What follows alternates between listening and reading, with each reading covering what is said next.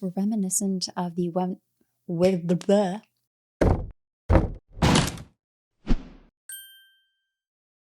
Hi everyone, my name is Kayla and welcome back to Kay's Hidden Shelf where we talk about books.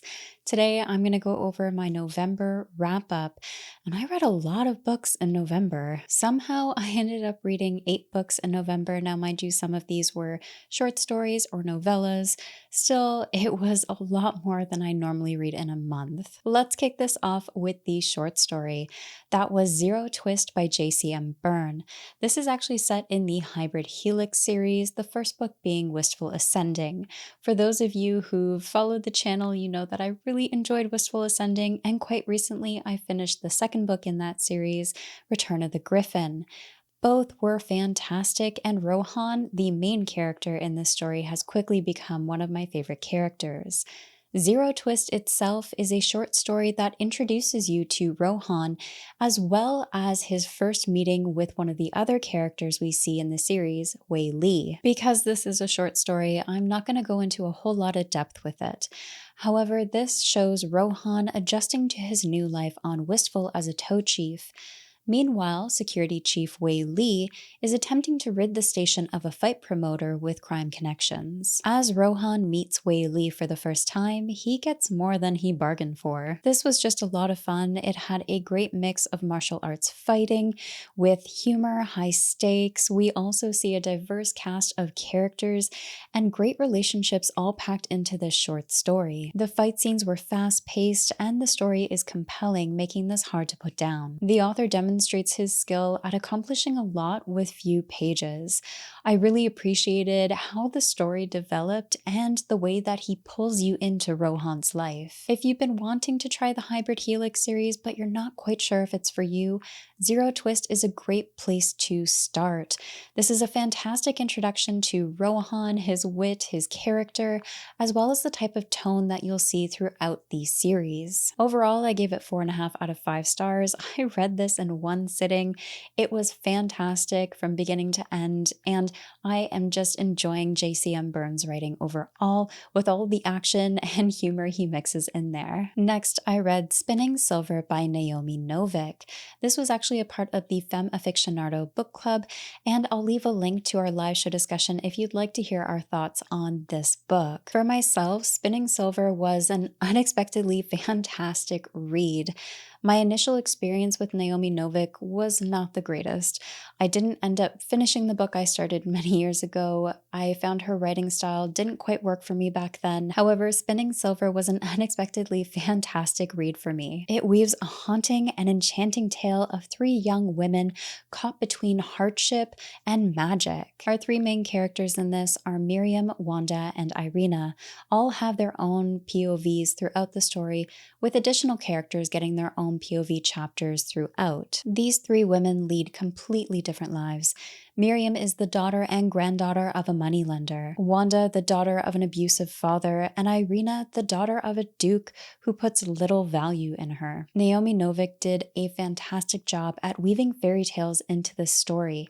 While initially going into it, I was told that it was a Rumpelstiltskin retelling. However, in our live show discussion, we also noticed that there were similarities to Beauty and the Beast, as well as Cinderella. The prose was beautiful and the storytelling was artful, ultimately creating a compelling read.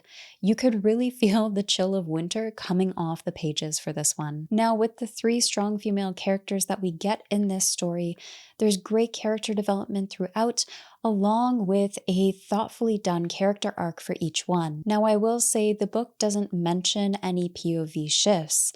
It just jumps POVs, and through the context of the character's tone, the circumstances, and the relationships that are mentioned in that POV or that chapter, those are your cues as to which POV you are currently in. Over time, I found this easier to fall into. Initially, it was a bit tricky. However, like I said, over time, it became easier. That is one thing to just keep in mind with this, is that the POVs aren't outright mentioned. It's something you need to more get out of the context that's conveyed. There were also a variety of themes explored in this, from self-discovery to confronting fate, survival, and the nature of humanity are just to name a few. While this felt like a slow burn, there were hints, intrigue, and payoff placed throughout the story. Mystery, high stakes, lore, magic, cruelty, compelling storytelling, and great characters are just some of the things that you'll find in this. Ultimately, I gave this 4.5 out of 5 stars. There was a lot that I loved in this, and I think this would be a fantastic read for any fans of the Winter Night trilogy by Catherine Arden. Next was the novella, and that was Zoo by A.C. Cross. This was a recent release and is an exploration of a rather peculiar zoo. This novella will take readers on a journey of emotions and mental health like never before. While in this zoo, the author lays bare his experiences with depression, anxiety, regrets, and more. Though this novella explores difficult emotions, it's done brilliantly, using the metaphor of the zoo to delve into somber topics in a hopeful way. I was also surprised to find wit and humor as I was reading. This gave a lighter tone to the novella and added a nice atmosphere to it. There were instances I could relate to, moments that had me chuckling, and others that I needed to sit with for a bit before continuing. Zoo made for an incredibly personal story, while giving a refreshing perspective on mental health. I really think that A.C. Cross demonstrates introspection and vulnerability in such a way that will connect with many readers. Ultimately, I gave this 4 out of 5 stars. This was a fantastic read that will have something for everyone. Next, I read Seekers: The Winds of Change by Troy Knowlton, a debut author that you need to keep on your radar. This is a self-published YA fantasy that follows Oren and Tyrus as they set out on secret missions to prevent an all-out war. The story here is that Oren and Tyrus are seekers, specially trained in combat, aerobatics, and tactics. They are devoted to their sovereign, Lunaris. They're also highly trained in acquiring lost artifacts and returning them to the archive for safekeeping. After an assassination attempt on Lunaris's life, they manage to save him, however, the assassin escapes in the process. Thus, they are sent on a secret mission. Oren must capture the assassin, and Tyrus must locate and return a lost artifact to the archive. Faced with terrible creatures, the unknown, enemies lurking around every turn, they must face these dangers in order to accomplish their mission. While they also find guidance, friendship, and romance along the way, the winds of change are relentless. This was a fun and action-packed read that invested me in the characters and the relationships early on, not only with Oren and Tyrus, but also the side cast, as we're treated to quite a diverse set of characters. We also get some diversity in this. As this is being told through multiple points of views, our characters are also traveling across this world, coming across characters of different cultures and beliefs. Now, you know that romance isn't generally my favorite. However, I do think that Troy Knowlton did a good job at capturing young love from some of the characters, along with developing a variety of different relationships. He also successfully creates impactful scenes with the characters, while also crafting a compelling story. With a 300-year history of war, multiple lands and cultures, along with those who lead long lives, there was a lot to explore in this. There was also a variety of terrifying monsters in this that left me both horrified and captivated. As for the pacing, it was medium to fast, and it does a great job at balancing action and intrigue throughout. The story does a good job at quickly pulling you in with action and building characters you can't help but feel for. Now, while I was reading this on ebook, I was pleasantly surprised to find artwork throughout the book. I don't know if it's in the physical copy, however, it is in the ebook, and it was just a pleasant surprise. While there are areas I would have liked to see better developed early into the story, this didn't take away from my enjoyment of it, and the writing progressively got better as I read. You'll find action both with bombs and weapons in close combat, adventure, quests, self-discovery, high stakes, monsters, memorable and unlikable characters. This is a great read for any YA fantasy reader out there.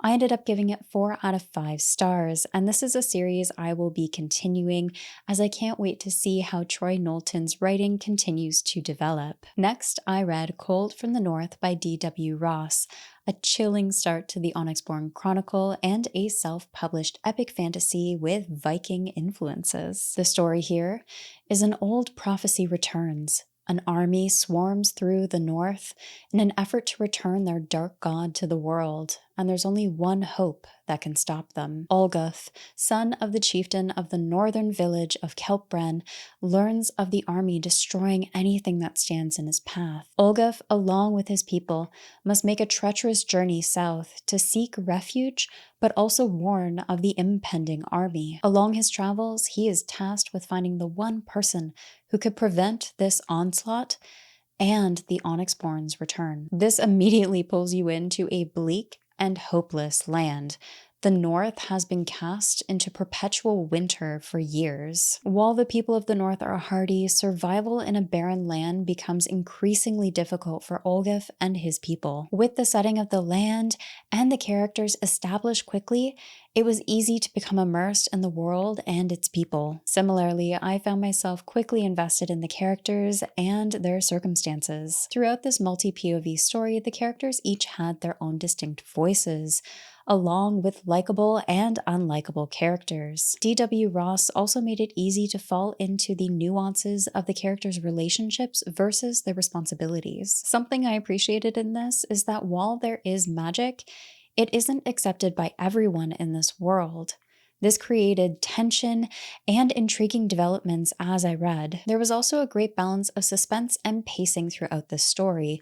While the pacing was medium to fast, there was an added layer of suspense that made this hard to put down. Typically, when emotional scenes happen in a book, I put it down to take some time to process it. I couldn't do that with Cold from the North because it was just so compelling and easy to get lost in. This is a harsh world that will draw you in from the start and will leave you theorizing. I ended up reading this via ebook along with the audiobook for an immersion read, and the narrator for this audiobook was Matt Coles. Matt did a great job at bringing the characters to life and setting the tone of this story. This featured great characters, action, emotional scenes, along with magic, foreshadowing, lore, a prophecy, and a quest. I give this 4 out of 5 stars. This was a great start to the series and one I would recommend for any fantasy reader out there. Next is a book that I was super excited for. It was one of my most anticipated reads of 2022, and it didn't quite hit the way I was hoping it would. And that was The Spear Cuts Through Water by Simon Amenes. I loved The Vanished Birds, which was a sci-fi and Simon Amenes' first novel. This is a fantasy by Simon Amenes, their second novel, and I was just so excited to get into it, to read it, to see what he did with fantasy. And it has the makings of everything I should love and connect with, and I just had a hard time. It is beautifully told. It does have a flowery writing style, but that was something I loved in The Vanished Birds. It's told in first, second, and third person with beautiful writing, plotting, foreshadowing, great characters, incredible world, all of it. And there was just something that didn't quite make it a 5-star read for me like I was anticipating.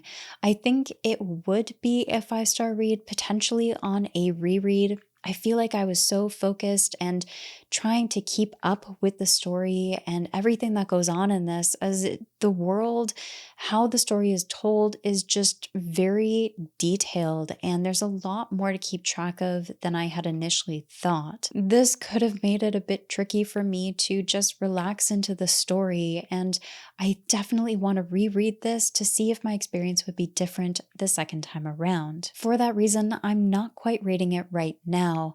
I think I'll rate it on a reread once I can settle into my experience with it a bit more. And Evie, if you are watching and you want to reread this with me, by all means, let me know, because I need to talk to someone about it this time around a bit more in depth than I did the first time. Also, despite the fact that I read this and went through it quite detailed, I probably can't describe the story to you offhand. I'll leave a link in the description below where you can read more about this. I feel like if I try to explain it to you, I will do a horrendous job, so I'll let you look into it yourself and see if it's something you're interested in. Like I said, this has the makings of everything I should love. It just didn't quite click with me, and that could be where I was at when I read this. So we'll see. I'm hoping to reread this soon so I can give this another try and hopefully have a better experience with it. Next, I read Thrice by Andrew D. Meredith. This is a captivating story of family and survival. This is book 1 in the Needle and Leaf series and is a self-published fantasy filled with Slavic folklore and quickly pulls you into the story. Jovan is a 35-year-old needler, a man who makes a living from making needles. He lives with his 4-year-old son called Leaf, who seems much older than his years let on, though he still carries a beautiful innocence about him. When Jovan and Leaf have to leave their home and start their life somewhere new, they quickly learn of the dangers that come for them. While Leaf is young, he possesses a great power in his soul-searing magic, and there are those who would use him. Jovan must keep his son safe and seek out those who would do him and his son harm. This doesn't waste any time, throwing readers into the world, the characters, and the circumstances of Thrice. Though the introduction is quick, I did find it easy to settle into the characters and their circumstances. This is largely due to Andrew D. Meredith's ability to create an immersive read. Overall, this made the introduction feel comfortable, while still giving readers a familiarity with the characters and their personalities. I really appreciated the differences in our main characters as well. While Leaf is young, he is innocent and has a happy nature about him.